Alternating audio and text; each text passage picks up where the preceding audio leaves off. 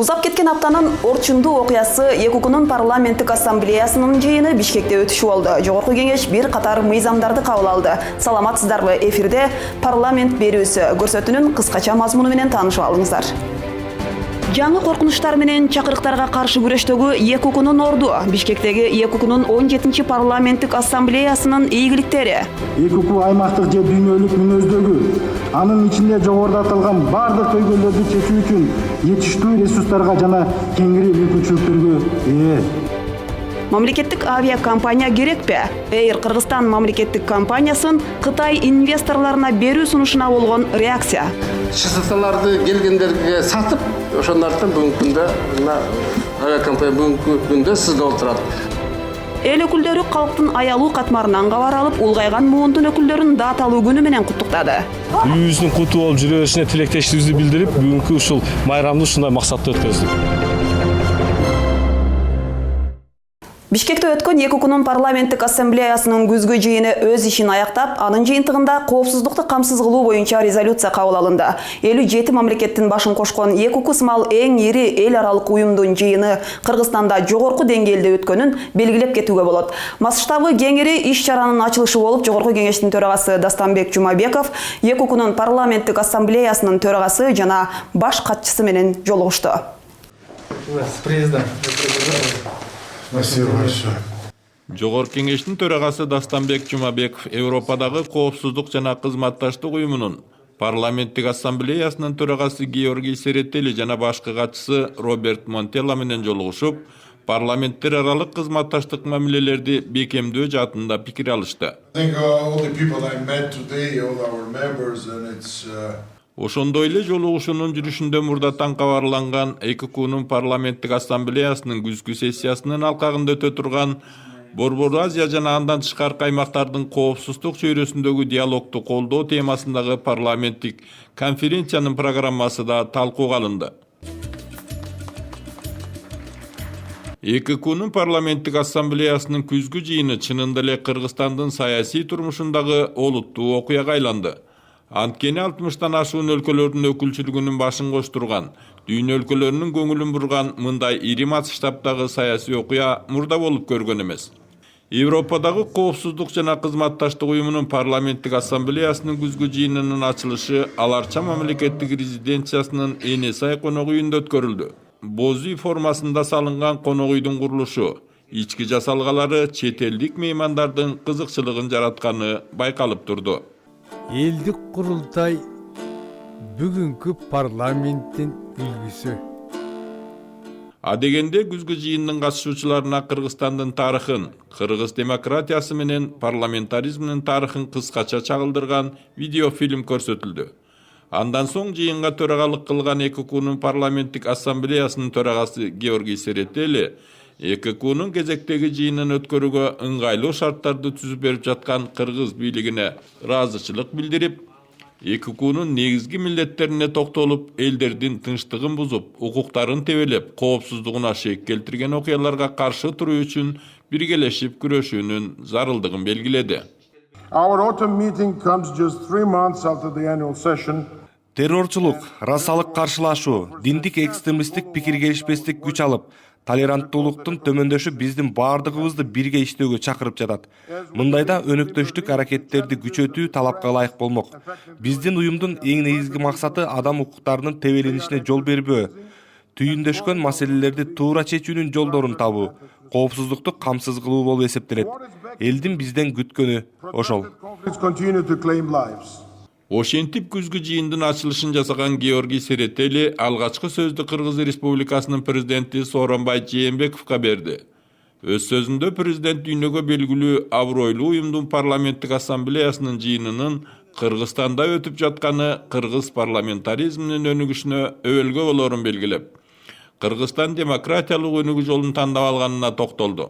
Анда ЭКУК өңдүү абройлуу уюмдардын жардамы тийгенине ыраазычылык билдирди. Тарыхый кыска мезгил ичинде Кыргызстанда тагдыр чечкен олуттуу окуялар болду.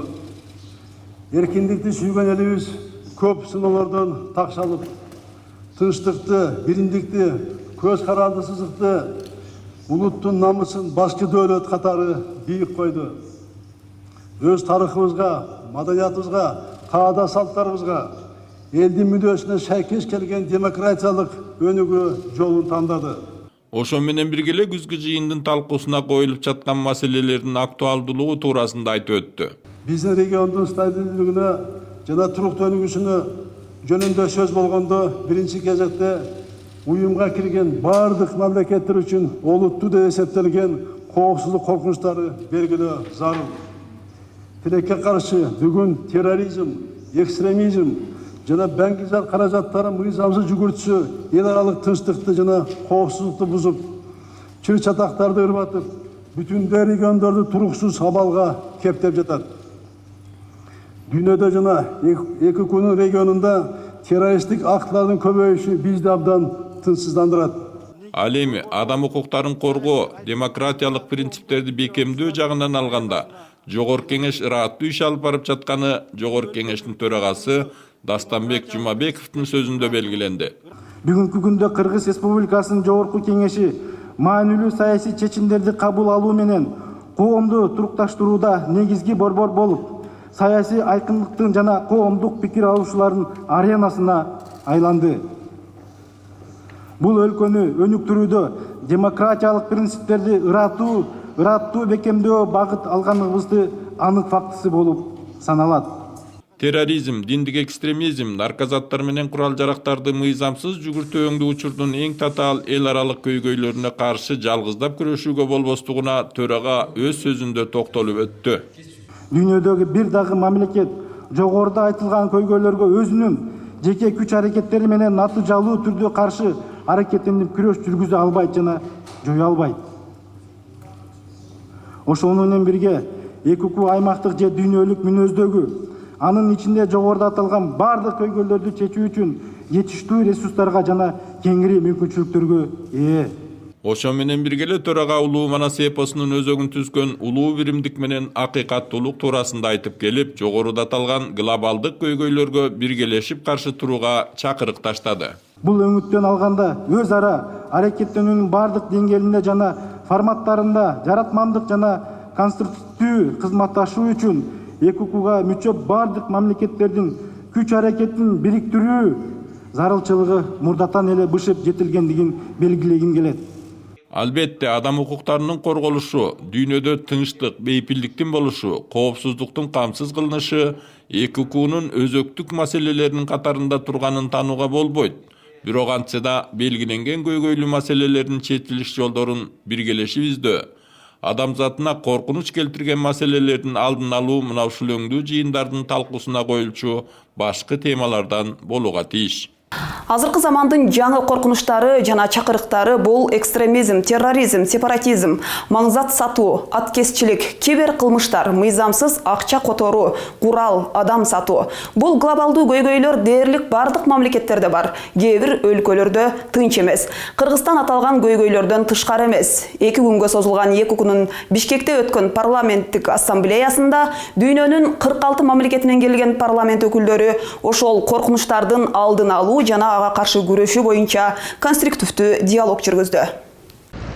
ЭККнын сессиясынын күн тартибине 2 маанилүү тема коюлду. Биринчиси экстремизм, террор, наркотрафик сыяктуу жаңы чакырыктар жана коркунучтар менен күрөшүү тууралуу. Ошондой эле Борбордук Азия жана Жер ортолук деңиз геосаясаты, миграция, соода жана айлана чөйрө көйгөйлөрүн чечүү талкууланды. Парламентчилер бардык өлкөлөргө тиешелүү глобалдык проблемалардын чечилиши үчүн комплекстүү чара көрүү керек деген пикирде болушту. Сирия, Пакистан менен Афганистандын чегарасы, Афганистан менен Тажикстандын чегарасы. Мына ушул биздин жаныбызда террорист болуп аткан окуялар. Ошон үчүн буга биз бүгүн жалпы жанагындай ОДКБнын алкагында, ШОСтун алкагында, СНГ мамлекеттеринин биримдигинин алкагында ушул терроризм менен исламдык радикализм менен күрөшүшүбүз керек, сөзсүз түрдө. Проблемаларды бири-биринен бөлүп кароо мүмкүн эмес. Коопсуздукка комплекстүү чара көрүшүбүз керек.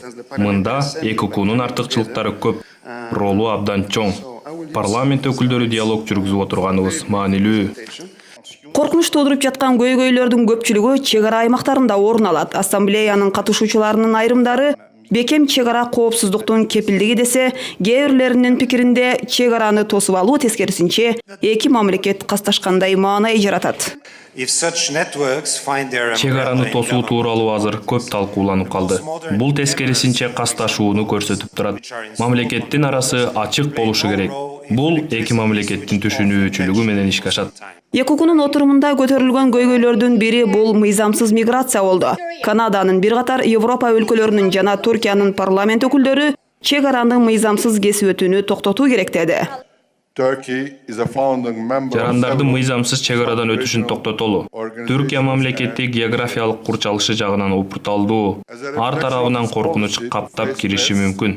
Ошондуктан биз дайым этият шартта болобуз. Түркия ЭКК сыяктуу уюмдардын чечимдерин абдан маанилүү деп эсептейт. Бардык өлкөлөрдүн тилегейи тегиз болуп экономикасы өнүкмөйүн, айтылган көйгөйлөр чечилип кетпеши ачыктыгы белгиленди. Ар башка динди тутунган ар түрдүү улуттар жашаган аймакта тынч жана гармония өкүм сүрүшү үчүн ал региондордун экономикалык, социалдык көйгөйлөрү биринчи кезекте чечилиши кажет деген ойлор айтылды. Бизге коркунучтар менен күрөшүүнүн жаңыртмалары керек. Профилактикалык чараларды көрүшүбүз зарыл.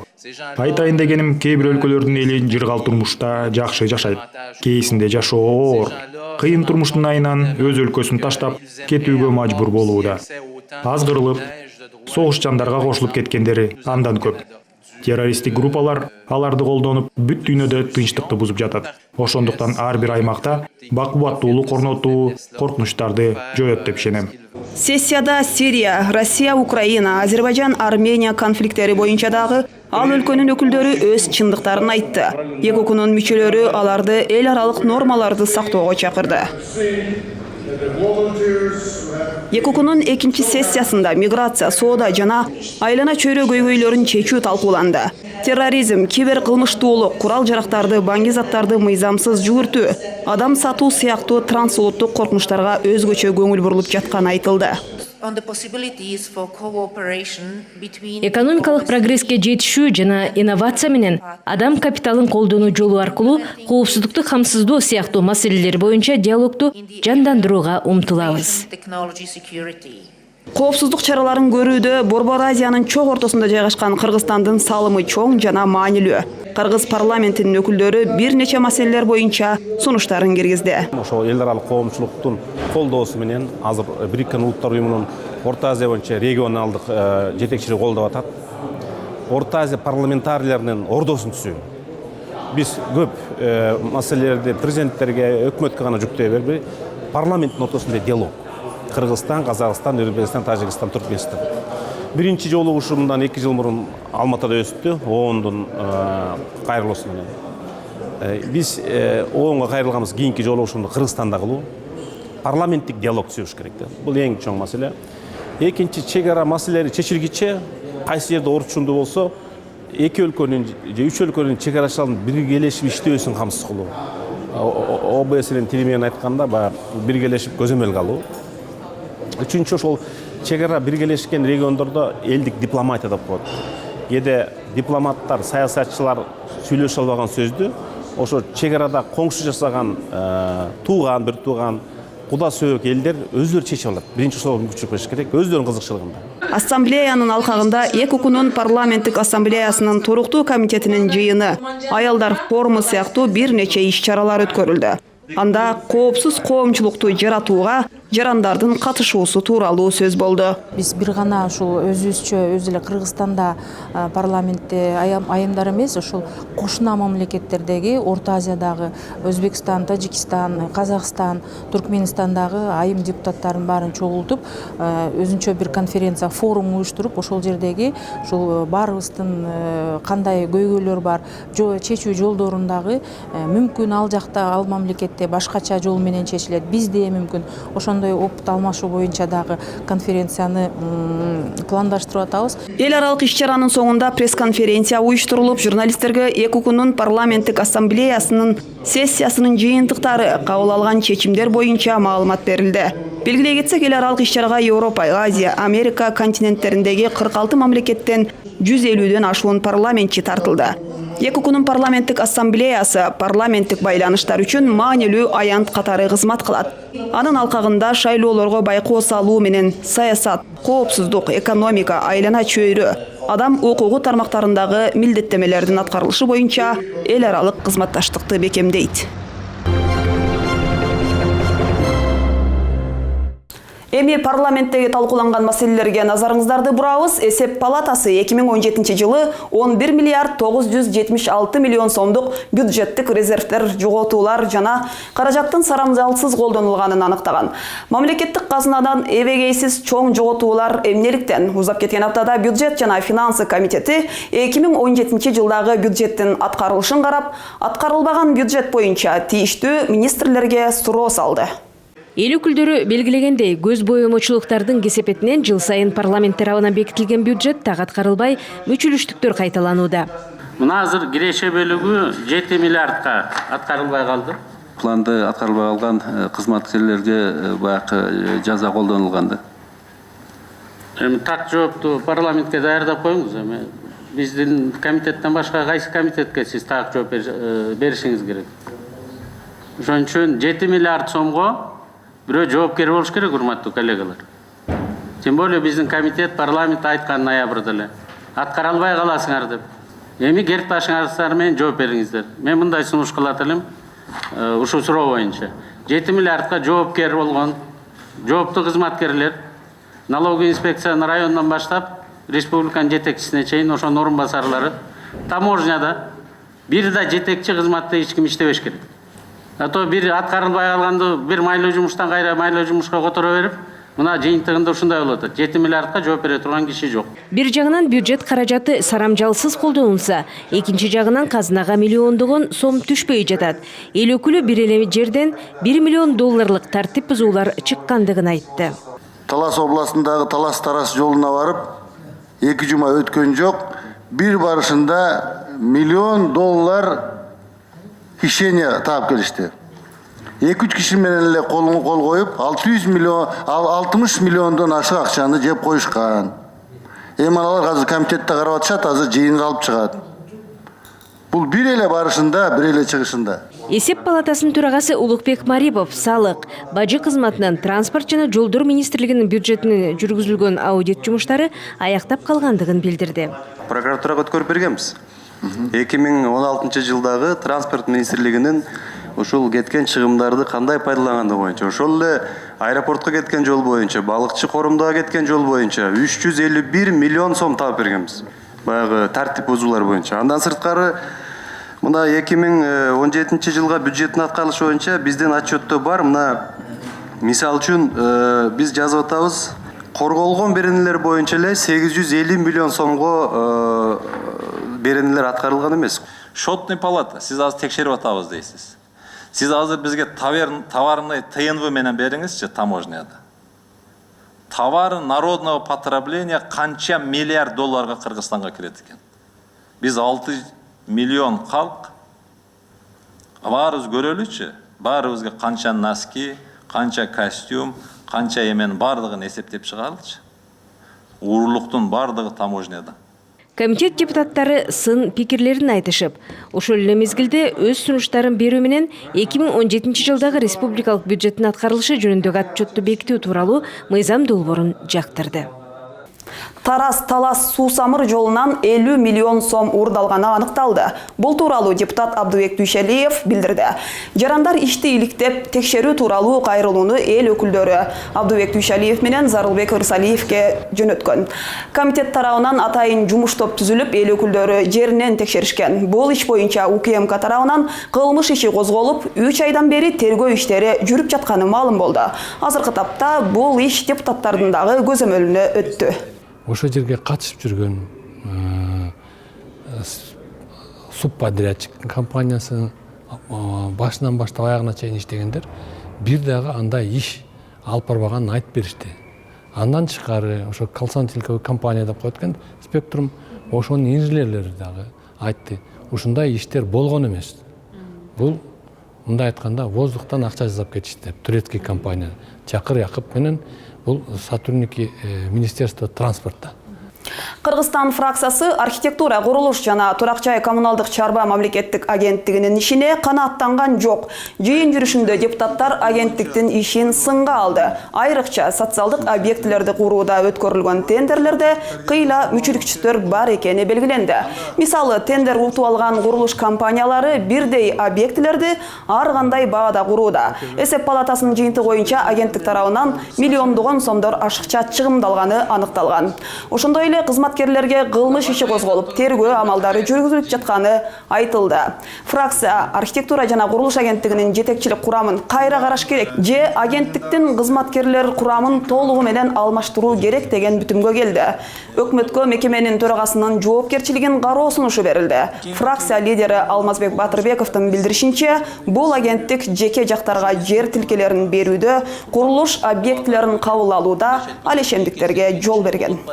Сметный стоимостьты тоже анализдеш керек болуп атат да. Мына мен сметалык стоимостьтарды азыр акыркы бир эки мектебин алдырып көрдүм.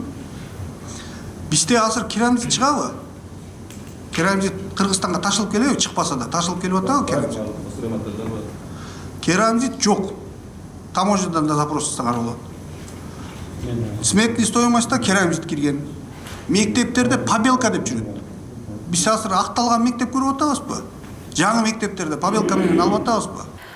Чынында эле мамлекет курган объекттер бир кыйла кымбат экени далилденүүдө. Өткөн аптада депутаттар тобу Атайын Нарын облусуна барып, мамлекет жана жеке ишкер курган эки бала бакчаны салыштырып көрүштү. Айырма өтө чоң. Ошол себептен да өлкөдө көптөгөн бала бакча мектептин курулушу аягына чыкпай келүүдө. Тармактык комитеттин көчмө жыйынында аймактын бүтүндөй көйгөйлөрү көтөрүлдү. Комитет мүчөлөрү алгач Бирлик айылындагы жаңыдан төшөлгөн жолдун абалы менен таанышты. Бул айылды аралап өткөн жол мурда абдан начар болгондуктан азыраак акчага кайрадан оңдолгон. Бирок азыркы абалы деле жакшы эмес. Бул жолго кеткен акчаны карап отуруп, андан көрө жана горячий асфальт салды. Мындан кийин айтылыр. Только ошондой салбасаңар, холодный деген болбогон окот. Бүтүн менен эле чаң топуракты аралаштырып. Ал эми ат башы өрөөнүн эки өйүзүн бириктирген көпүрө мындан 15 жыл мурда салынган. Бирок жыл өткөн сайын автоунаанын көбөйүшү менен жүргүнчүлөрдө көйгөй жаралып келет. Ал көпүрөнүн тардыгы. Ушул жерде встречный баягы эки машина чыкканда бири-бирине өтө кооптуу да. Чоң машина келип калса күтүшөт. Проект боюнча бир орунду. Биз ошол азыр Министерство транспортко тапшырма берип атабыз. Муну ошол кичине көпүрөнү кеңейтүү тууралуу. Эл өкүлдөрү Терек суу айылында дагы болуп, жеке ишкер өз каражатына куруп берген бала бакчаны көрүштү. Бул мисал катары болду. Себеби ишкер 75 орундуу бала бакчаны 4,5 миллион сомго гана курган. Ал эми Калинин айылындагы бала бакчага мамлекеттин казынасынан көп каражат суралган. Биз сиздердин отурганыңыз туура эмес дейбиз. Абдан туура. Себеби дегенде бул жерде строительный иш куруп атканда безопасность болуш керек. Жаш биздин ошо жаш балдарыбызды караш керек. Бирок ат башта дагы канча айыл жатат. И башка Алайда, ошол Аксыда, ошон үчүн кантип ойлонобуз деп атам. Мен айтатым да, кылган туура эмес экени жок. Ушул 10 миллионго 50 месталык садикти кантип салабыз, ушунун үстүнөн иштеш керек болот. Может быть, башка жолдорун карайбыз, ушу одноэтажный кылабыз. Может, жана кухняларын кичинертебизби? Комитет мүчөлөрү район борборунда активдер менен жолугушуп, акимдин маалыматын угушту. Район башчысынын билдиришинче, мектеп, бала бакча жана медициналык тейлөөдө көйгөйлөр бар. Аймактык оорукананы эске алганда 20 медицина же болсо 20 врач жетишпейт. Ал эми тиги жогорку билимдүү мугалимдер болсо жетиштүү болгону менен бирок окуу куралдарынан жетишсиз бизде мектептер бар деп айткым келет да. Азыркы кезде ушул эки мектептин акыбалы чын айтыш керек. Абдан авариялык абалда. Жана айтканда Табалдиев атындагы мектеп Большевик айылында. Жана Жолдубай Кайыпов атындагы мектеп Жаңгүч айылында. Райондун калкынын саламаттыгына кам көргөн үй бүлөлүк дарыгерлер тобунун имаратына бир да жолу оңдоп түзөө иштери жүргүзүлгөн эмес. Бүгүнкү абалы абдан начар болууда. Ошол поликлиниканын артына кошумча бир мүмкүнчүлүгүңүздөр болсо кенедей эле акча кетет. Ошого бир кошумча здание куруп берсеңиздер немелер келет эле врачтарыбыз дагы. Экинчи бир маселе ошол поликлиникабыздын терезесин карасаңыздар, ошо 2088-жылкы неме боюнча турат. Шипер болсо курап бүттүсүнөн тамчылап атат. Ал эми райондук маданият үйүнүн да имараты жарытылуу эмес. Жылытуучу система жок болгондуктан кышкысын иштебей калган учурлар бар. Үстүнүн жабуусу жанагы рукоройт менен же болсо айтканда мягкий кровля менен жабылган. Ал эми биздин шартта кышкысын суук, жайкысын жылуу боло туруп, ал өз мөөнөтүнөн мурда ишке жараткыл кылат экен. Азыркы күндө кар эрген мезгилде, жаан жаган мезгилде кадимкидей көпчүлүк жерлерден суу агат. Жолугушууда район тургундары жайлоого чыкканда чек арадан өтүү орчундуу маселе экендигин дагы ортого салды. Жыйынтыгында район акими жергиликтүүлөр тарабынан айтылган көйгөйлөрдү тизмектеп, эл өкүлдөрүнө тапшырды.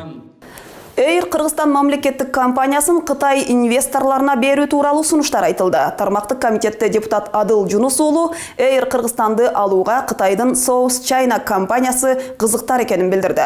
Эйр Кыргызстан мамлекеттик компаниясы банкроттук абалга кептелип, миллиондогон сом карызга баткан. Тармактык комитеттин кээ бир депутаттары авиакомпанияны кризиске жеткирип, аны сатуу аракеттерин катуу сынга алды. Эл өкүлү Адыл Жунус уулу Кытайдын South China компаниясы Эйр Кыргызстанга кызыгып жатканын билдирип, аларга берүүнү сунуштады. Ошо Кытайдын компанияларга бербейли бу, жакшы шарт менен. Мисалы үчүн 49 эмес, алар макул болсок 51 кылабызбы же андан көппү.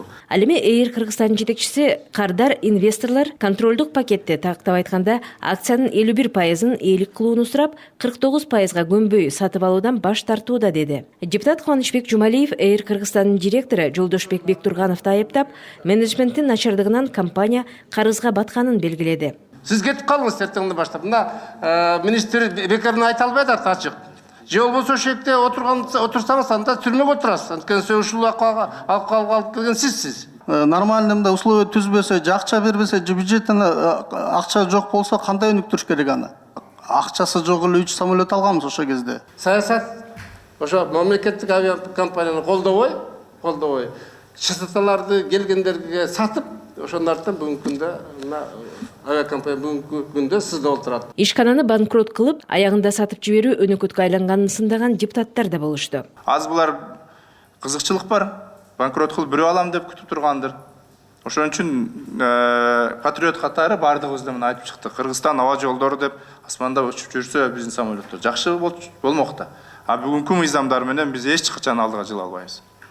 Ошон үчүн бул нерсеге терең көңүл бөлүп, премьер-министрдин өзүнө тапшырма берип, бул жерде өзүңөрчө бир аппаратны өтүп, ушул маселе боюнчачы. Мен ойлойм, Манас аэропортуна деле ошол Эйр Кыргызстанды өткөрүп берсе, Манас аэропортунда акчасы турат. Канча миллион, 30 миллион беле акчаңар сакталып турат фонддо. Мына ошолорду иштетсе болот. Мамлекеттик мүлктү башкаруу фондунун жетекчиси Ренат Төлөбердиев Эйр Кыргызстандын тагдырын чечүүнүн 3 варианты сунушталып жаткандыгын маалымдады. Азыр биз кайра бул 2018-2020 жылдын программа приватизациясына киргизгенбиз. Долбоорду азыр 75% деп турат. Анткени биз ошо контрольный пакеттен да өйдөрөөк берели деп атабыз. Экинчиси дополнительный эмиссияга дагы экинчи жол бул дополнительный эмиссияга да фонд биржа аркылуу чыкканга биз дагы даярдыкты азыр көрүп жатабыз. Үчүнчүсү бул бизде 24 майда закон кабыл алганбыз. Ишенимдик башкарууга берүү боюнча бул. Кыргыз авиациясынын абалы кыйла оор. Жакында эле Ош аэропортунан абага көтөрүлгөн учактын дөңгөлөгүнүн жарылышы көптөрдү чоочулатып койду. Талкуудан соң эл өкүлдөрү Эйр Кыргызстанды өнүктүрүү, ага финансылык жардам көрсөтүү, инвесторлорду тартуу үчүн акциялар боюнча маселени кароо тапшырмасын берди. Авиакомпанияны кризистен чыгаруунун жолдорун табууга өкмөткө 15 ноябрга чейин убакыт берилди. Ал эми депутат Махабат Мавлянованын кытайлык туристтерге визасыз режим кийирүү керек деген сунушу социалдык тармактарга кызуу талкууга жем таштады. Бул сунушунун мааниси боюнча эл өкүлү өзү интервьюсунда кеңири түшүндүрмө берди. Мен бүгүнкү ар кандай маселеде көтөргөн маселем биринчи ошол Кыргызстандын жарандарынын кызыкчылыгын көздөгөн маселе. Мына биз Кыргызстанда жумуш орундары жок экенин билебиз, аз экенин билебиз. Жумуш издеп биздин канча жарандарыбыз миграция болуп, сыртка миллиондон ашык жарандарыбыз жүрөт. Ошол эле кезде бизде туризмдин потенциалы абдан жогору. Биз ошол потенциалдын 10%-ын да колдоно албайбыз. Эгерде биз туризмди өнүктүрүп, туризм инфраструктурасына акча бөлүп, бир жакшы шарттар түзсөк, бизге туристтер абдан көбөйүп, ар бир турист 4 кишини жумуш менен камсыз кылмак. Бирок эмне үчүн Кытай? Себеби дегенде бай өлкөлөр абдан көп да. Ошол эле Европа өлкөлөрү бар, дагы башка өнүккөн өлкөлөр бар. Ошолорго визасыз режим киргизип, ал эми бул коңшу Кытай менен виза режимин мурдагыдай эле калтырып койсо болбойбу? Бул жерде мен туура түшүндүрүп кетейин. Бул мен баардык эле Кытай жарандарына визасыз деп айткан жерим жок. Бул жерде бүт Кытай жарандарына виза жок эмес. Бул туризм тармагындагы турист болгон гана кытайларга визасыз режим. Мисалы үчүн биз алысты барбай эле жакынкы Россия, Казакстанды алып көрөлү. Казакстан менен Россия канча 15 жылдан бери булардын ич ара келишими бар. Эки мамлекеттин ортосунда. Алар групповой, безвизовый, туристический режим деп коет. Бул жерде визасыз эле группа 30, 40, 50дөн турган турист келет дагы. Ошол туристтик компания канча жаран келсе, ошонун баарын кайра чыгып кетишине гарантия берет. Алар ошого кепилдик берет. Алар ар бир ошо Кытайдын жараны чыгып кеткенге өздөрү жоопкерчилик алат дагы. Ошентип туристтерди алып келип, бүт ошол өзүнүн өлкөсүнө саякат жасатып кайра жиберишет. Бирок ошондой болсо дагы мына Кытай абдан көп, калкы абдан көп өлкө. Анан кийин ал жактан ошол Кытай атуулдары келип Кыргызстандан чыкпай коет деген кооптонуулар пайда болуп атпайбы? Бизде бул маселени мен бүгүн эле көтөргөн жокмун. Бул маселени мен депутат болуп келгенден бери айтып келем комитеттерде. Бул жерде биз Кытай тараптан келген жарандарды, туристтердин баарын эле мындай шек санап кабыл алышыбыз керек да, анын жакшы жактарын карашыбыз керек. Мисалы, дүйнө жүзүндөгү туризмдин дүң продукциянын көлөмүнүн 30%-ны ошол Кытай туристтери калтырып кетет. Ал эми ошондой эле дүйнө жүзүндөгү туристтердин 30%-ын Кытай туристтери түзөт. Ошондуктан биз ушул потенциалды колдонушубуз керек.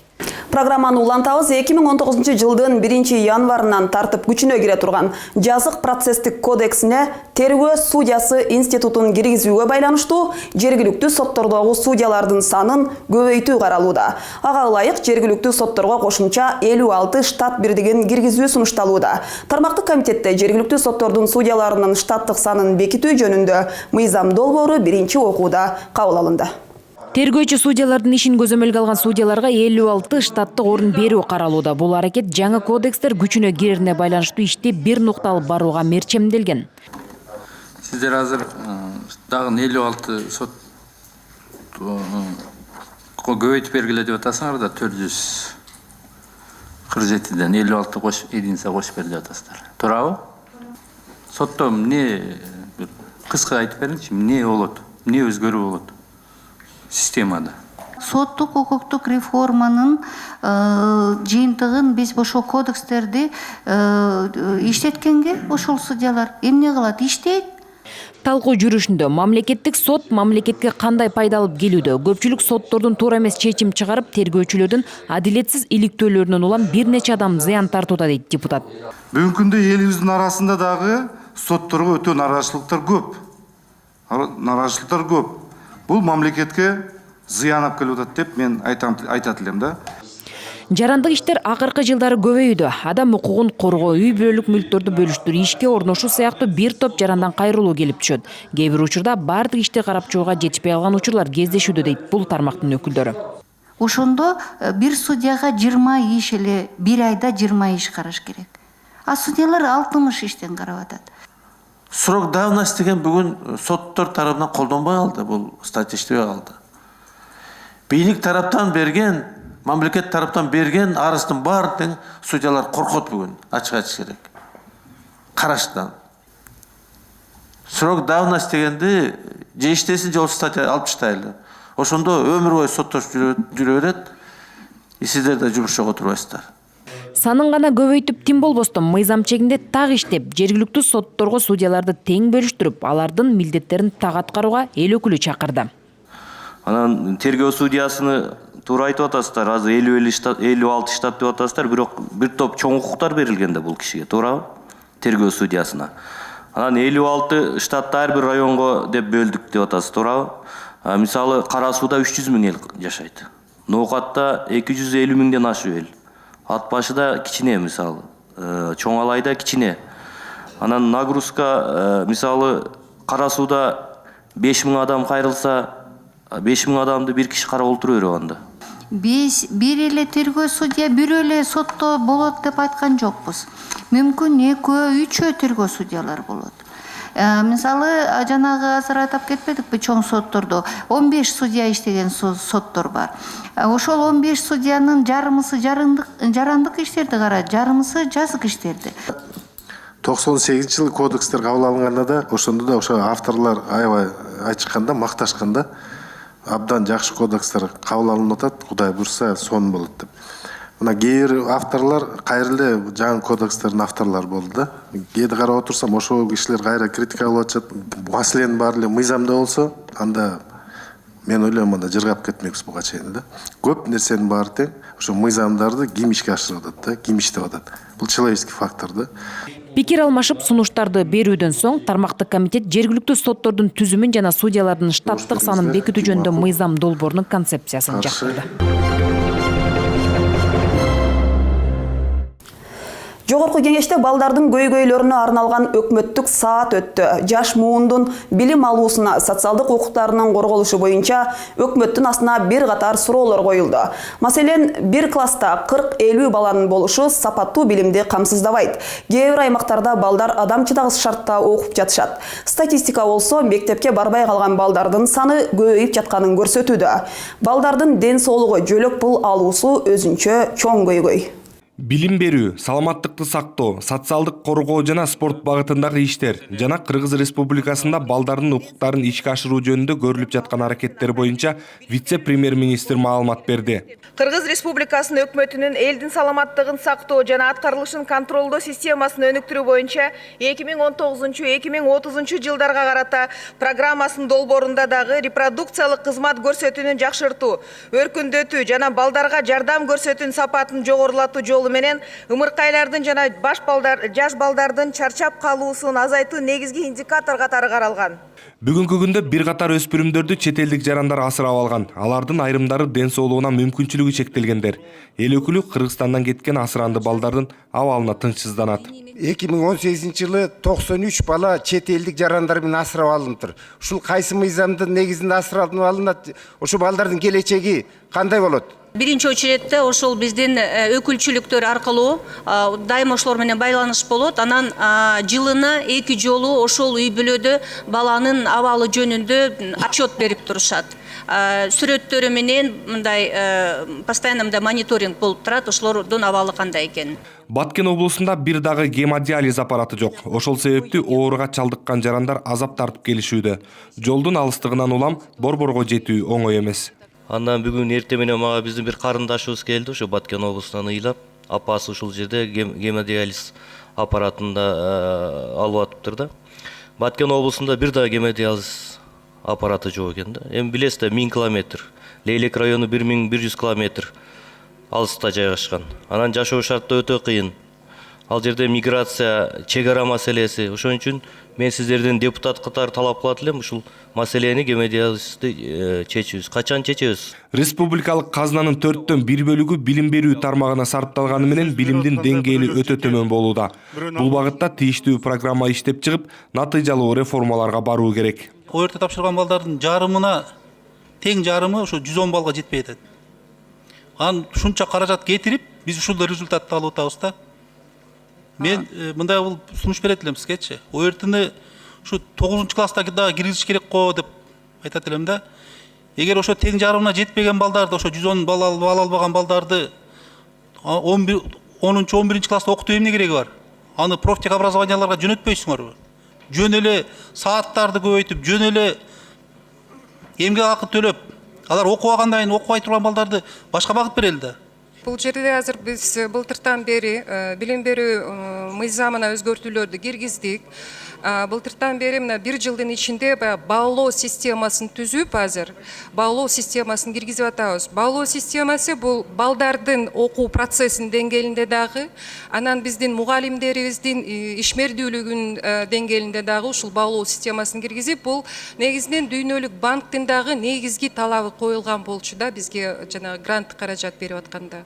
Ал эми жаш балдарга болгон зордук зомбулуктун азайганы байкалбайт. Мындай көрүнүшкө бөгөт койбосо эртеңки келечекке чоң сокку болорун эл өкүлү белгиледи. Ушулар боюнча мына көп чечимдер болду, бирок результаты коомго таанылбады да, элге көрсөтмөйүнчө балдарды зомбулукка, зорлукка алгандардын Биз жыйынтыгын чыгара албайбыз. Кандай мындай жыйынтыктар болуп атат?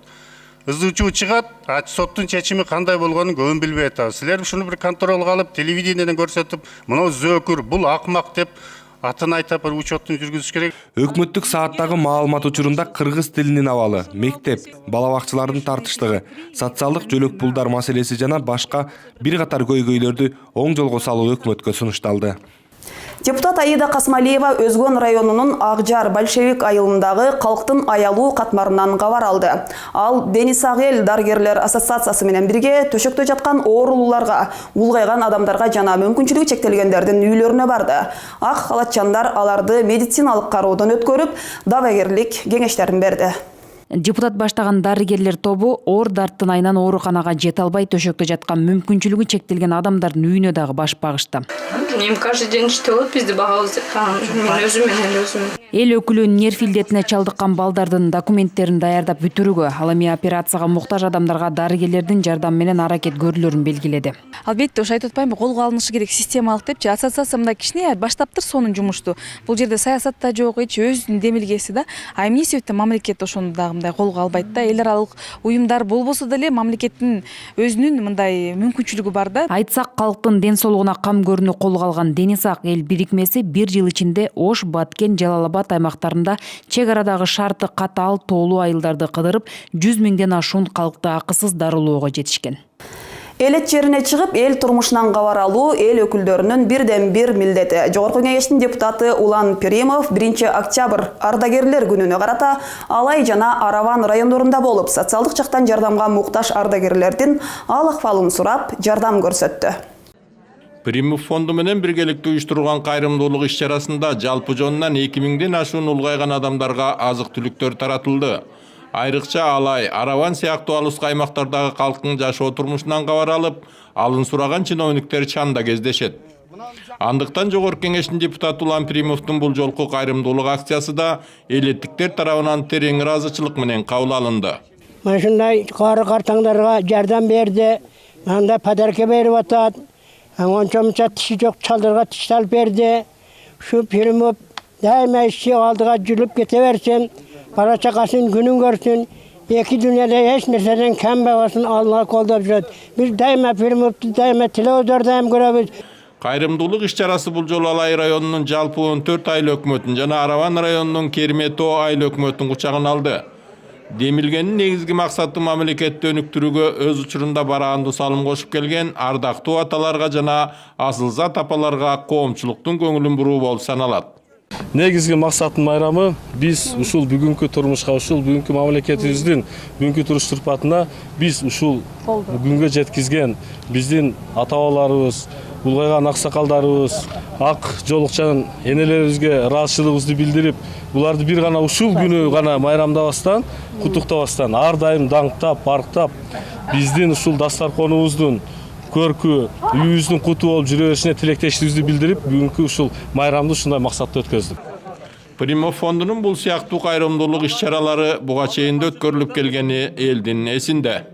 1 октябрь бүткүл дүйнөлүк карылар күнүн утурлай төрөган орунбасары Мирлан Бакиров Ленин райондук карылар үйүндө болуп, улгайган адамдардын учурдагы турмуш шартынан кабар алды. Карыялар менен жылуу учурашкан депутат жогорку кеңеш тарабынан ала барган белектерди тапшырды. Андан соң майрам ээлери менен бирге чакан концерттик программага катышып, улгайгандар күнү менен аларды куттуктады. Албетте, карысы бардын ырысы бар демекчи. Сиздердин эмгегиңиздер, күжүрмөн эмгегиңиздер мамлекеттин түптөлүшүнө, ал оор күндөрдө, улуу адам мекендик согушта жана башка учурларда тарыхка ташка тамга басканда из калтырган эмгегиңиздерди эч качан биз унутпайбыз. Ардагер геронтологиялык борборуна депутат Бактыбек Турусбеков дагы барып, карыларды эл аралык күнү менен куттуктады. Бул борбор Бишкекте 2015 жылдан бери иштеп, 80ге чукул улуу муундун өкүлдөрү ай сайын ага келип турат. Эл өкүлү карыяларга каалоосун айтып, борборго алып барган белегин тапшырды. Карыган чакта жакшысы татыктуу пенсия алуу. Пенсия чегерүү боюнча Кыргызстан менен Түркиянын ортосундагы сүйлөшүүлөр мыйзам менен бекилип жатат. Ага ылайык Түркияда иштеген биздин мекендештерге же тескерисинче Кыргызстанда иштеген Түркия жарандарына тапкан кирешесине жараша пенсия берилмекчи. Бул разницасы бар экен. Бизде дагы орточо пенсиянын төмөн, алардыкы бирок жогорурак. Айырмасы бар экен. А бизден ал жака которот, ал жактан бизге которот. 27%, 37% атат да. Ошондо биздин жарандар, Турция иштеген жарандар бизге канча которсо, ошондо Турциянын көлөмүндө $350 чейин. Ошончодон пенсияга чыгабыз точно. Да, бирок чыккандан кийин ал толугу менен ошол жердин пенсиясын бизге экспорт кылып берет, ошол жылдар үчүн. Залкар жазуучу Чыңгыз Айтматовдун 90 жылдык мааракесине карата анын кичи мекени Шекер айылында Чыңгыз Ордо маданий комплексинин курулушу башталды. Жогорку кеңештин төрагасы Дастанбек Чумабеков анын пайдубалына капсула салды. Мурда маалым болгондой Кара Бура районуна маданий комплекс куруу үчүн 15 гектар жерде трансформация кылуу тууралуу өкмөттүн токтому чыккан. Курулуш мамлекеттик бюджеттин эсебинен болот. Жалпы бул иш-чаранын башында турган биздин урматтуу президентибиз Сооронбай Шарипович өзү мына 2 ай 3 ай мурун ушул айылда болуп, ушул жерде мана Чыңгыз атабыздын ордосу болсун деген өзүнүн батасында берип кеткен. Мына ушул жерден иш-чара башталдык. Демилгени мындан кийинкисин да жалпы ушу таластык депутаттар менен, эки эл өкүлдөрү менен жогорку кеңештин өкмөт менен чогуу болуп, ушул иште жыйынтыгына чыгып, элди сүйүнткөн, жалпы кыргыз элин сүйүнткөн бир чоң ордо Чыңгыз атабыздын ордосу болот деген тилекти мен айткым келет. Ал эми Айтматовдун чыгармаларын жайылтуу боюнча эстафета уланууда. Бишкек шаарындагы биздин үн деп аталган балдар үйүнүн бүтүрүүчүлөрү эми Айтматовдун бардык чыгармаларын бош убактысында окуй алышат. Даңкалып келген Кыргызга сый урмат болсун Чыңгызга. Улуу жазуучубуз Чыңгыз Төрөкулович Айтматовдун 90 жылдык мааракесинин урматына арналган анын китептерин жаштар арасында жайылтуу жөрөлгөсүн биз улантуудабыз. Бүгүнкү берүүбүздүн каарманы Жогорку кеңештин депутаты Никитенко Наталья Владимировна менен биз балдар үйүнүн бүтүрүүчүлөрүнө атайын китептерди белекке тапшыруу үчүн келдик. Наталья Владимировна, саламатсызбы? Биздин берүүбүзгө кош келипсиз. Рахмат. Чыңгыз Төрөкулович Айтматов один из моих любимых писателей. Начала свое знакомство с творчеством Айтматова с рассказа «Белый пароход». Безусловно, это такая трогательная, очень важная повесть и до глубины души поразила в свое время своей глубиной, трагизмом, жизненностью. До сих пор помню легенду о матери Оленихи. Это было, наверное, первым сильным впечатлением от произведения Чингиза Төрөкуловича. И дальше, конечно, я прочла практически все произведения, каждое уникально. Я зачитаю на разных языках небольшой отрывок.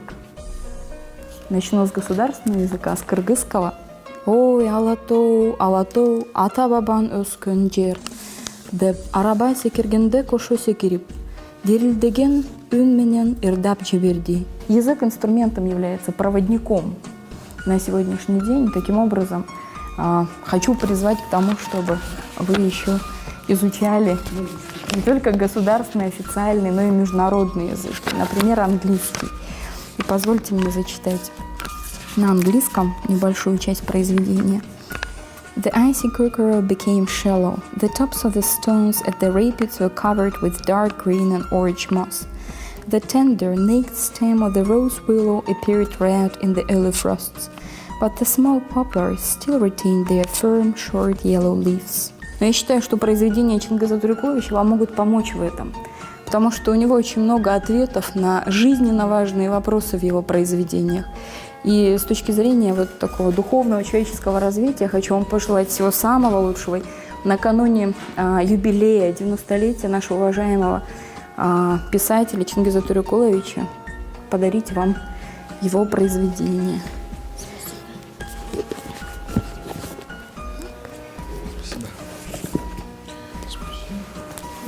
Спасибо.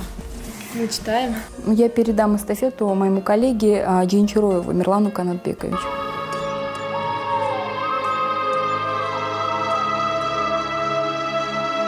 Сіздерге парламент кабарларын тааныштырып аягына чыктык. Программаны даярдаган Жогорку кеңештин басма сөз кызматы болду. Студияда мен Жаннат Мажитова иштедим.